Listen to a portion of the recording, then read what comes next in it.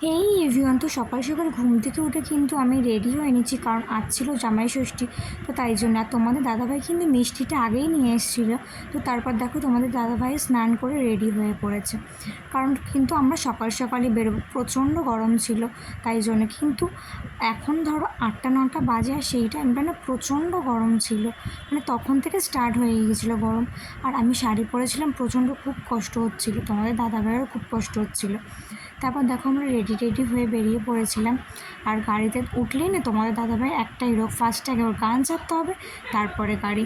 আমার কিন্তু ভীষণ রাগ হচ্ছিলো, আমি বলছিলাম যে তাড়াতাড়ি চলো। তো ভিডিওটা দেখতে থাকো, আশা করছি খুব ভালো লাগবে। তাকে যদিও ভালো লাগছে, কিছু প্রশ্ন মনে জাগছে, মনে হচ্ছে যেন ডাকছে সে আমায়। আমি তারই কাছে জব্দ, ভুলে থাকছি চেনা শব্দ, আর যাচ্ছি বই বই দুটা না। আর দেখো কিছুক্ষণের মধ্যেই কিন্তু আমরা পৌঁছে যাবো আমার বাপের বাড়িতে। জামাই সেজে আমি হাজির হয়েছি, উপহার কি কি পাবো। আর দেখো তাড়াতাড়ি বাড়ি চলে এসেছি, আর তারপরে কিন্তু তাড়াতাড়ি করে রেডি সেডি হয়ে নিয়েছি। গুছিয়ে নেওয়ার পর কিন্তু মা আশীর্বাদটা করে নিচ্ছে, আর ডালাটা ওর হাতে তুলে দিচ্ছে। কারণ হচ্ছে তোমাদের দাদাভাই প্রচণ্ড খিদে পেয়েছিল, আর আমারও কিন্তু প্রচণ্ড খিদে পেয়েছিল।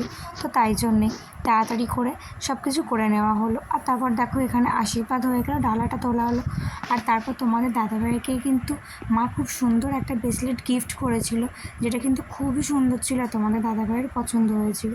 আর তোমাদের দাদাভাই কী গিফট করেছিল তো সেটা তোমরা দেখতেই পাবে আর কিছুক্ষণের মধ্যে।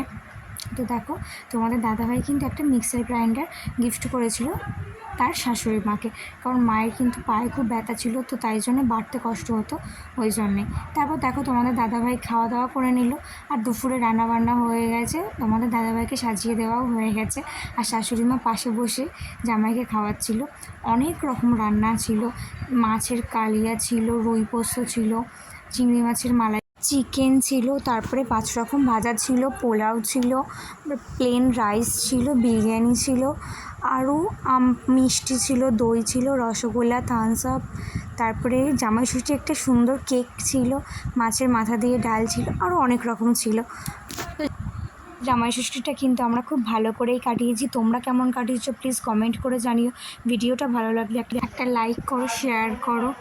আর তারপরে কিন্তু আমার প্রচণ্ড শরীর খারাপ হয়ে গেছিলো, যার জন্যে ব্লগটা কন্টিনিউ করতে পারিনি।